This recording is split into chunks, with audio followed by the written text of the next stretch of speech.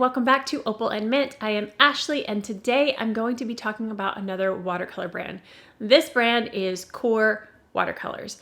Now, I have a video on my channel talking about the granulator set that I got, and I was slightly disappointed in those just because the granulation wasn't as strong as I am used to and would have liked. To fill out the rest of that palette, where did I put it? I just had it. To fill out the rest of that palette, I bought 6 tube paints to fill out the rest of the 6. So I have 6 of the granulators that came in this, and then I have 6 paints, which I will go in depth about in a second. But let's talk about Qor for a minute. So I was digging into the history a little bit of Qor Watercolors last night. The only thing I knew going into buying these is what I'd heard on some videos, that they have a different binder in them and they spread a lot. That was like the main thing that I got from this, but I did some digging, as in I went to their website, and to see kind of the history behind them. And they are a relatively new brand of watercolors by Golden. So Golden Artist Colors make a bunch of paints. I think they started with oil paints. They make some really good acrylic paints. I think they have one now called Open. But anyways, they're acrylics, yeah, Open acrylics in 2008. They are acrylics that dry a little bit slower.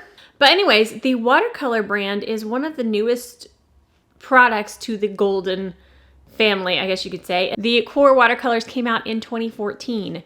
This is what they say about their watercolors in their little history section. It says, Golden Artist Colors introduced Qor, a new line of watercolors that offers artist color strength, range, and versatility unmatched in the history of watercolors.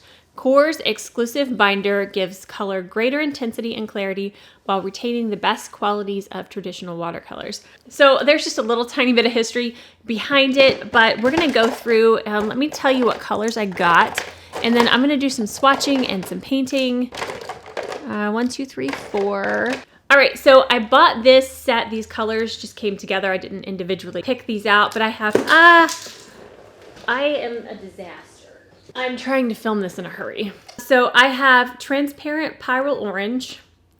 I have green gold, cobalt teal, dioxazine purple, quinacridone gold, and this one is quinacridone magenta. So these are smaller tubes. These are the 5, I believe, mil. So these are 5 mil tubes. I got these on Amazon. If I can find the exact set, I will link it below. But I did this last night just to kind of see these colors move and play. And they really are vibrant watercolors. They stay so bright and clear and vibrant, and these colors blend together so beautifully. So we're gonna do some swatching, but we're not gonna do traditional swatching. I'm gonna do swatching so you can see these colors be pushy. When colors move far, I call those pushy paints, or if they push another color out of the way. And so we're going to see just how pushy these paints are, and if they are any more movement-y than other watercolors. I might put a couple of other brands up next to it so you can see if there's a difference at all. And then obviously we're gonna paint something, and I think I need to paint something bright and fun and pretty because these colors are bright and fun.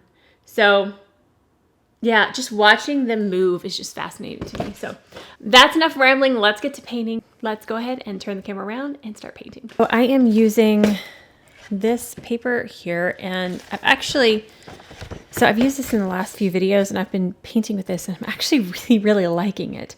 It's not super cheap, but it's also not super expensive. It's a good, I think it's $16 for the 20 sheets, and it's a 9x12, so 100% cotton, and I'm actually really liking this paper. So I'm gonna have to get some more of it.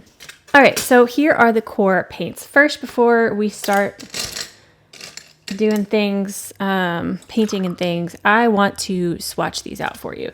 So I'm going to start with the granulators. These are the ones that came in the palette, and I already have a video on.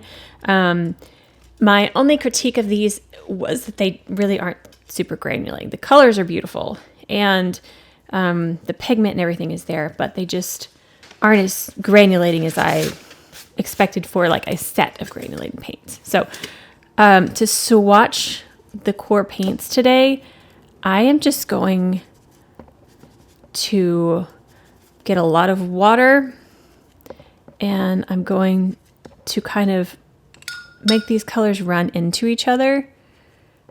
I don't want perfect little swatches. I want to get the color all everywhere because I want to see how far they move and how they blend into each other, because I got a little bit of the blue in that one.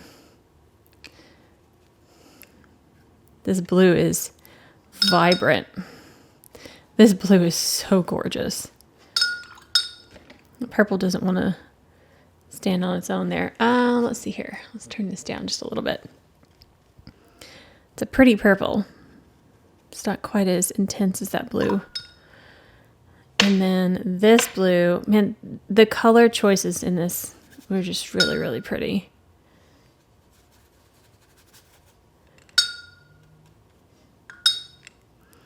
And we've got a teal, which I think is the same. It's a cobalt teal. It's the same as the cobalt teal in the tube, except this one's supposed to be granulating. And I guess the tube is not. I don't know that for a 100% fact, but they are both cobalt teal. And then here's green. All right, so these are the granulators. These are the ones that I've already swatched on the channel. Beautiful colors. This paper is fairly textured, so it might actually granulate some. I think the green was the one that granulated the most, if I remember correctly. Okay, so this, I believe, is the green gold. No, that can't be the green gold. The next one's the green gold. What color is this? Oh, is there a quinacridone gold? Is that what I said? I think I already put them up. Look at the vibrancy of that. Okay, this is the green gold right here. Yeah.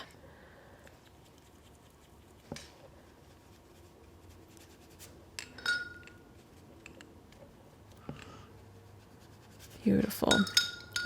All right, this will be the transparent pyrrole orange. See if that one blends into it. All right, and then we have our magenta color. Those two together are beautiful. In that painting I did last night, I used those two colors and then the cobalt teal, and there it's really, really pretty. And then here's the purple. There's a little bit of pushing right there. Ooh, the purple is pigmented. And then let's get this cobalt teal. So I honestly don't reach for the Qor ones all that much, but I think the reason that I haven't is because of the colors that I have.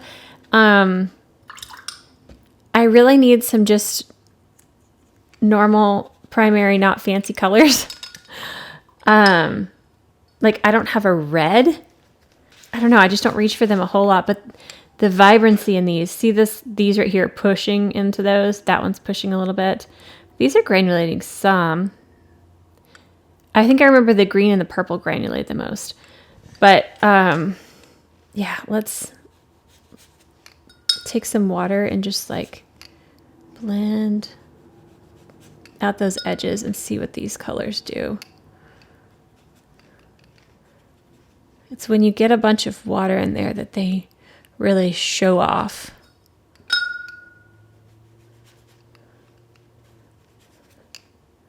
It's really pretty. I'm gonna tap some color in here and there. Whoop. That's what I'm talking about right there. Look at that. That explosion of color. Let's see if this one... Yeah, see that movement right there? The way they move in water. Now, watercolors do move in water. That is normal. But each watercolor brand and each watercolor color, honestly, because see, this one's not moving as much, have different movement properties. I hope that makes sense. Let's try this granulating one up here. Yeah, see, that one's not moving as much.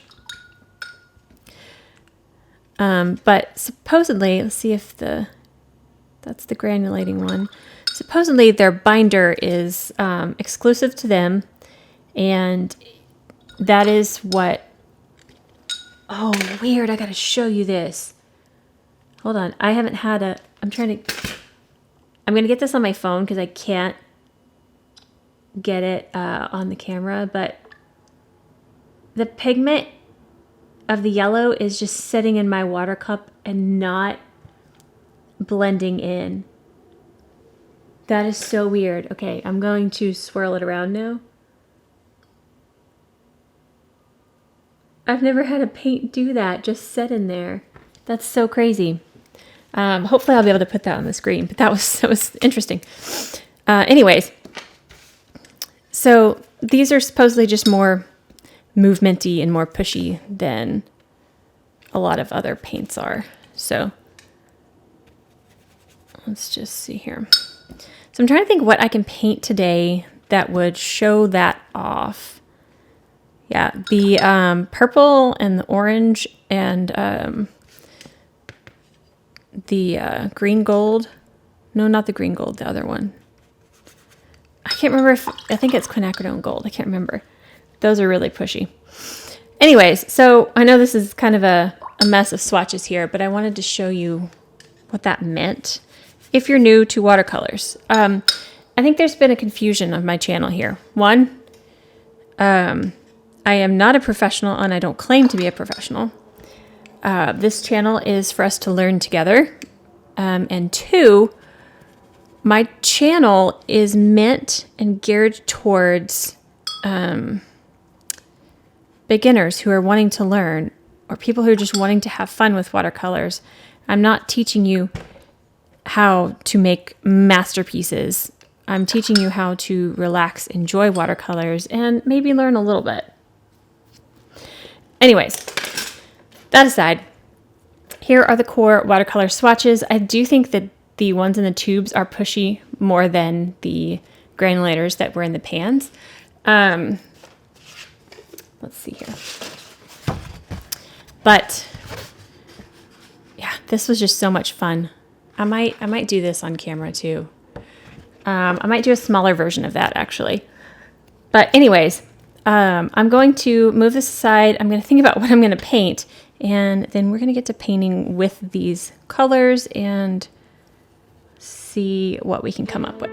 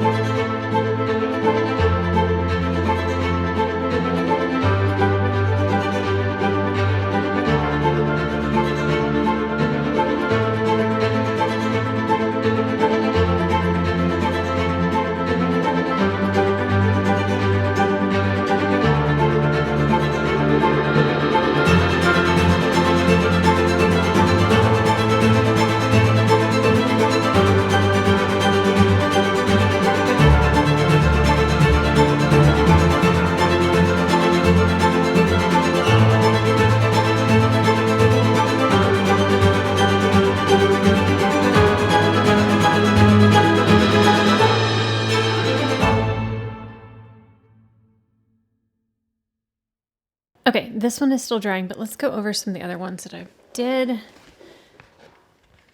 So here is the little flower piece that I did real quick. It is definitely interesting. Some of the colors move a lot more than the others. The purple and the orange are very pushy. The blue one, not so much. I had to really work to get that one to move, but the purple one definitely like to move a lot. So I think though that this is my favorite one. The combination of these colors is just gorgeous. All right, let's talk about what I think about Qor. I think that the pigmentation and the color is excellent. I think that they do stay very vibrant when they dry. They dull down a little bit just because they are watercolors and they're going to look different dry than they are wet. But for a watercolor, they stay pretty stinking vibrant when they are dry. So I just really like this. These colors right here together are so pretty. They are very smooth and creamy. They seem to, I've done some layering with these in the past and they seem to layer just fine. I really don't have any complaints from Qor, and I don't know why I don't reach for them more. I think that, like I said before, it's just the colors that I have. I need some different colors, slightly different color palette for me to reach for them more for what I typically like to paint. But they're gorgeous, absolutely beautiful. I think I might try to paint one more thing, but I would like to know if you've tried Qor paints, do you find them to be any different than your normal ones? I think that I wanted to show you also them side by side with another brand. So let me do that real quick before we wrap this up, but let's move. This is soaking wet. I put so much water on this paper. I've got the Qor paints, I've got my Daniel Smiths, and I have, I'm dropping things, ocean paper. I want to do another video using my ocean paper. If you want to see me paint something with these, let me know what I should paint. So let's do some not so scientific testing here. I think, so I'm going to take the purple from the Qor and I'm just going to do a pretty solid stripe of this. It's crazy. They definitely, you can get these so opaque and pigmented. That is definitely one thing about these. I mean, look how solid that purple is. It's out my brush, and then I'm just going to take this and kind of blend it down.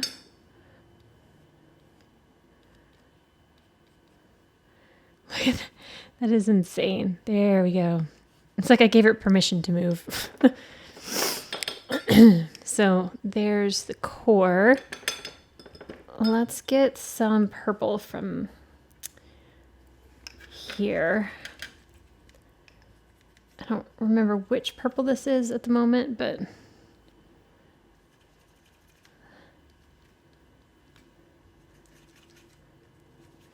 they definitely reactivate. They're very soft and they reactivate really quickly. And like I said, you can get a really, really solid color with very little effort. Okay, and then see how that just like traveled and this isn't moving quite as much. And I think part of that also is there's so much paint here and they re-wet so easily that you get so much paint. But even still, this isn't like traveling, you know? So hopefully that was a good, gave you an idea of what I mean by pushy. It just like moved, you know? I'm gonna blend that down into there. Okay, and then let's take an ocean paper one. I think we're gonna take a blue for this one. Still got a little bit of purple in my brush. Oh, this is such a beautiful color. I love these paints. Yeah, I definitely want to paint something with this. This might be my next video because I really, really want to paint with these. Okay. All right, so I'm gonna, that moved pretty well. Oh my gosh, it's not even on the screen. Get it together. You didn't see that, but the ocean paper moved a little bit more than that specific Daniel Smith one anyways. I'm just playing now. This is so fun. But I don't know if you can see how this up here just like moved all the way down into here. And there's definitely different factors at play of how much water's on the paper and how much paint and all of that. But they definitely do seem to move a little bit more than my other paints. So this is a beautiful background. I'm gonna have to paint something on top of this. All right, so wrap up of Qor paints though. They don't impress me enough to want to replace my favorites. I definitely prefer the Daniel Smiths. And if you're wanting something that's more unpredictable, something that's wild, something that you can get results out of that you just aren't expecting, they are definitely, you have less control with them. And that could be a good thing or it could be a bad thing for you, depending on your style of painting. Okay. So painted a couple of things off camera. I had some noise going on in the house, and so I couldn't paint and talk. So this is the one that I did to see the colors kind of move around, and that dried, and I decided to see how they would layer on top. So these two are Daniel Smith paints, and this is underneath the Qor paints, but I wanted to see how they would layer on top and how opaque they actually are going on top of a background. So I did these little layering leaves, and I think it looks really, really pretty. Had no problems layering them, and it's actually really beautiful. But I decided to paint a sunflower, and then I wanted to paint it with my Daniel Smith paints using the same colors. So this is the Daniel Smith one, and I used quinacridone gold, and then I just mixed browns to kind of try to get a similar brown, and I used a green that was similar. So here is, there's still little bubbles. Let me see if I can. Here is with the Qor paints and with the Daniel Smith paints, and the funny thing is, these are supposed to be the ones that move the most. I don't know if I just worked quicker with the Daniel Smith or if the Daniel Smith quinacridone gold moves more, but it bled into the center of the flower, into the brown that I had. And this didn't really move much while I was painting. So I thought that was interesting. There's a little bit of bleeding here from the leaf to the petal, but the Daniel Smith ones has more bleeding and so soft. Look at that soft bleed. Oh my goodness, that's beautiful. So I am more used to working with Daniel Smith paints, and so I found this really familiar and comfortable to me when I was painting. I find that the Qor paints are very, very pigmented, and like I've said before, they reactivate quickly, and so you get a pretty strong mass tone, which if you aren't familiar, mass tone is basically the darkest that a paint will go. So I found that it was very easy to get to that with the Qor paints. I definitely still prefer the Daniel Smith over the Qor, but the Qor are very fun, very fascinating. I think that if you're wanting an opaque watercolor, if you're wanting one that is fun to play around with, and they are fantastic. They're great paints. They're not ones that I want to do, as my professional set of paints, but if you like this style, these definitely could be a professional set of paints for you, and just use these. I need more colors to test that some more. Because again, this is all I have. And I do want to say something I did not say earlier. I think I put it on the screen while I was painting. I highly prefer the tube paints to the pan paints. I don't know if it's just because these are the granulators and they're less pigmented, and they don't move as much, or if it is because they are pan paints versus tube paints. But I have had comments on my other Qor video that they highly prefer the tube paints to the pan paints. There is a difference. So if you're gonna go for the Qor paints, I would suggest picking out some tube paints. And again, I just got this set. These are the colors that came with it. I wouldn't have gotten another cobalt teal. I would have gotten a red. Yeah, I definitely would pick some different colors, and I might in the future expand my Qor paints collection, but for now I really don't need any more. And the paints that my Daniel Smiths, they still move, and they do exactly what I want them to do. So I don't know where that leaves us with Qor, but I like them. I'm not in love, but I do like them. Although I will say I am in love with this. So I really, really enjoyed this combination of colors in this painting. So let me know in the comments down below if you have tried Qor, if you love Qor. But I think that's going to wrap it up for this video. If you enjoyed this, please give it a thumbs up. And if you haven't already and you want to see our future videos, hit that subscribe button down below, and I will see you guys next time. Bye. My voice got weird there. But